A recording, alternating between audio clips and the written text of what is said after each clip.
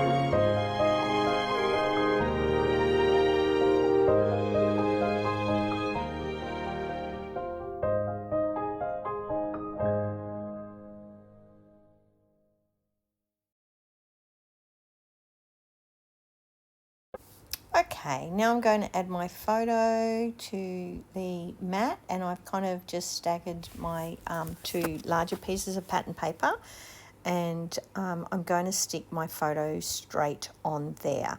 I want it flat because I'm going to stick the sparkle across the top, and I don't want, because it's a sticky title, I'm going to put that foam adhesive on the back of the whole photo stack instead of just under the photo, because otherwise the S and the E on the sparkle is too wide and it's going to sit up if I have foam adhesive under my photo.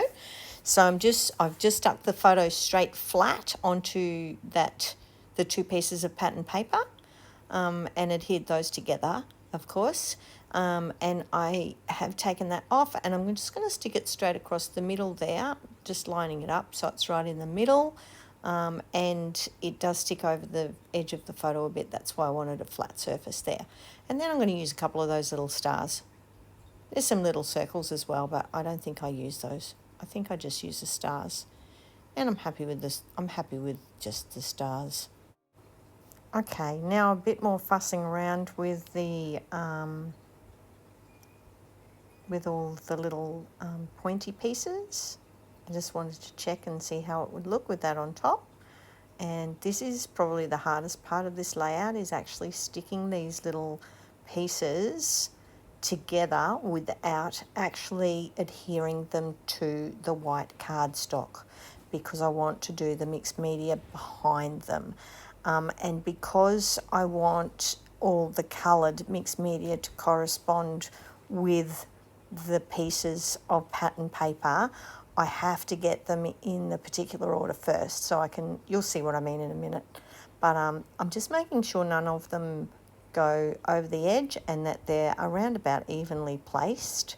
And once I'm happy, then I start to just glue them together with some tacky glue, but not onto the white cardstock underneath. And because it stays wet for a little while, it's actually pretty forgiving, so I can kind of get them into a position where I'm happy with them. And it takes a little bit of doing, but we get there in the end.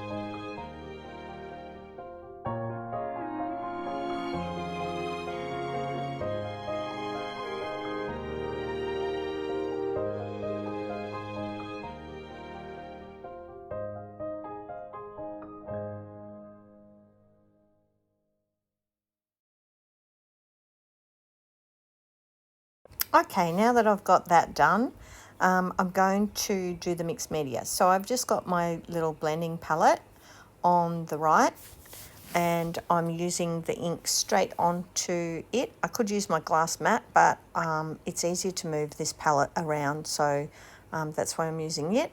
And I've just got a round brush, not large. You can see it there. It's a medium-sized one, and I'm just spritzing lots of water on there to water down the colours because they're pretty bright. And I'm going to use my wreath as a guide to where I want the paint. So blue, I'm going to put some blue there. I'm going to use lots of water, and I'm going to tap it on. So I'm happy with the blue, and I'm going to do a bit on the other side over there. And I go around doing each colours in its particular spot where it is on the wreath. I'm going to call it a wreath because that's what it looks like, a round piece. But I'm adding some blueprint sketch there to try and get the different colour, which matches the next piece of pattern paper. So I add it to the tumbled glass ink as well to get that next colour. So I go around doing each of the colours that I've got on there, and when I get to the dark one, I have to mix in some other things.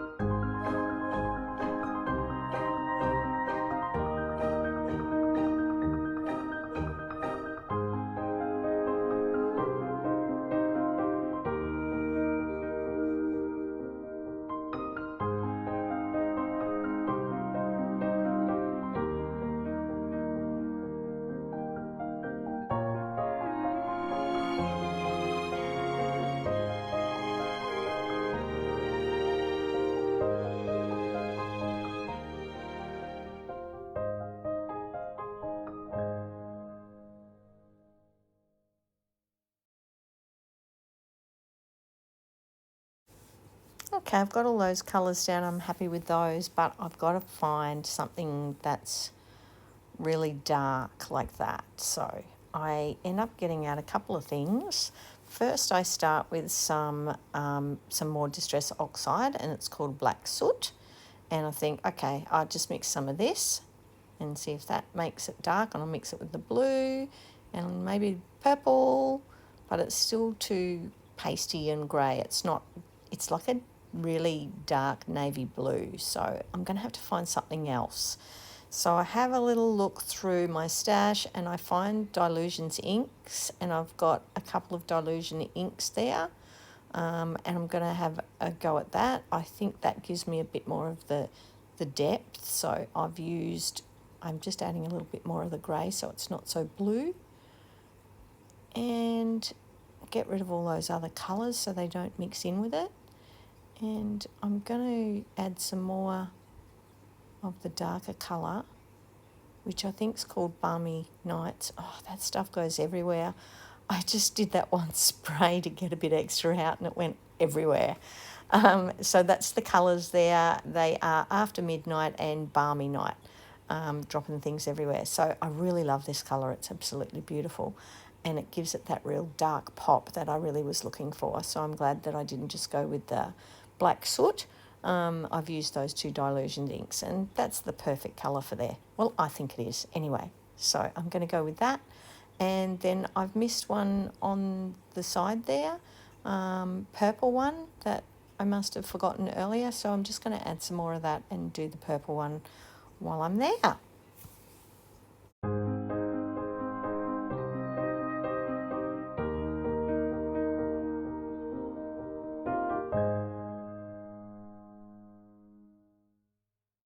So now that that's done, I'm just going to add some journaling to my photo stack, and I'm just doing some black line work around the edge of the mat, the two pieces of pattern paper. I just think this gives a nice bit of detail and makes things stand out a little bit more.